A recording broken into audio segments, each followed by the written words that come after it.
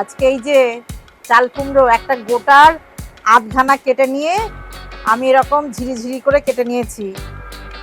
আম, যা করবো সব ন্যাচারাল। চকলেট, চাল কুমড়োটা আমি কড়াইতে দিয়ে দিচ্ছি। এটা মিষ্টি আইটেম করব, কিন্তু তাও আমাকে একটু নুন দিতে হবে। সবজি তো, সবজিতে ব্যালেন্সের জন্য একটু নুনটা দিতে হবে। প্রথমেই দিয়ে দিই, তাহলে তাড়াতাড়ি কমে যাবে, বেশি সময় লাগবে না। অল্প দিলাম, 1 চিমটি নুন দিলাম। আমি এখানে জলটা বসিয়ে দিয়েছি চকলেটটা গলতে দেওয়ার জন্য। নেড়ে নেড়ে যে জলটা বেরোবে ওটা শুকিয়েও যাবে, আর চাল কুমড়োটাও সিদ্ধ হয়ে যাবে। চাল কুমড়োটা সিদ্ধ হয়ে যাওয়াটা দরকার চিনি দেবার আগে। চিনি দিলেই কিন্তু লক হয়ে যাবে, সিদ্ধ হবে না। চকলেটটা যে আমি গলতে দিয়েছিলাম, এইভাবে গলতে শুরু করে দিয়েছে। আমি তো গরম জলের ওপর বসিয়েছি, ছানাচি দিয়ে ধরি, নাহলে দেখানো যাচ্ছে না। এই যে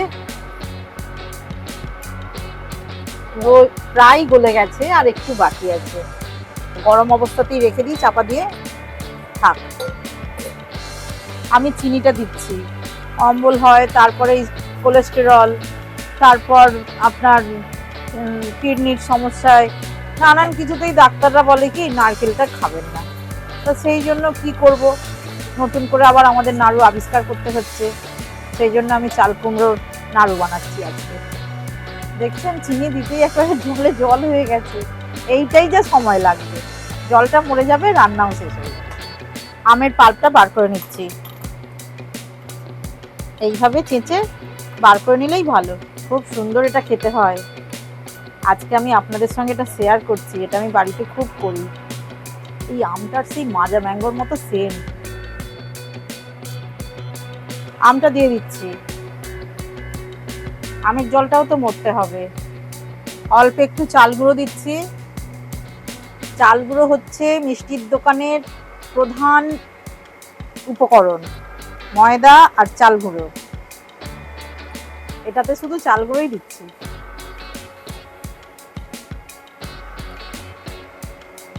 আমের রংটা একেবারেই অক্ষুণ্ণ আছে, নষ্ট হয়ে যায়নি। এবার ঢেলে নিচ্ছি। চকলেটটা ফেটিয়ে নিতে হবে, সরাসরি আগুনে দেওয়া যাবে না।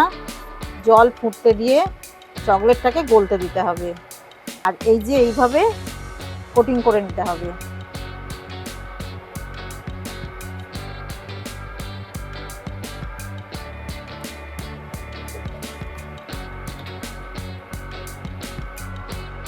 বেশিক্ষণ লাগবে না, আইসক্রিম হলে তো একদমই সময় লাগবে না, কারণ এটাও তো গরম আইটেম নাড়ুটা, যার জন্য একটু সময় লাগবে।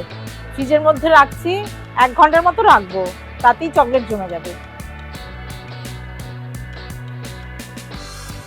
ফ্রিজে রেখেছিলাম, 1 ঘন্টা পর বার করেছি। কিছুটা জমেছে, কিছুটা নরম আছে চকলেটটা। চাল কুমড়োর নাড়ু অভিনব খেতে, চকলেট কোটিংয়ের চাল কুমড়োর নাড়ু। আপনারাও একবার হলেও করবেন, চেষ্টা তো করবেন। খুব ভালো খেতে। আর কেমন হয়েছে আমাকে কমেন্ট করে জানাবেন, লাইক করবেন, শেয়ার করবেন। আর আমার চ্যানেলে আপনি নতুন হলে অবশ্যই সাবস্ক্রাইব করে আমার পাশে থাকবেন, আর বেলটা ক্লিক করে দেবেন, বেল আইকনটা। তাহলে সব সময় ভিডিওগুলো আপনার দেখবেন প্রথমেই আপনার কাছে চলে যাচ্ছে। আর দ্বিতীয়ত, ফেসবুক পেজে টুকুস কিচেন ফলো করে দেবেন। আজকের মতো আমি আপনাদের কাছ থেকে বিদায় নিচ্ছি। আবার অন্য ভিডিওতে আপনাদের সঙ্গে দেখা হবে, গল্প হবে, কথা হবে। টাটা।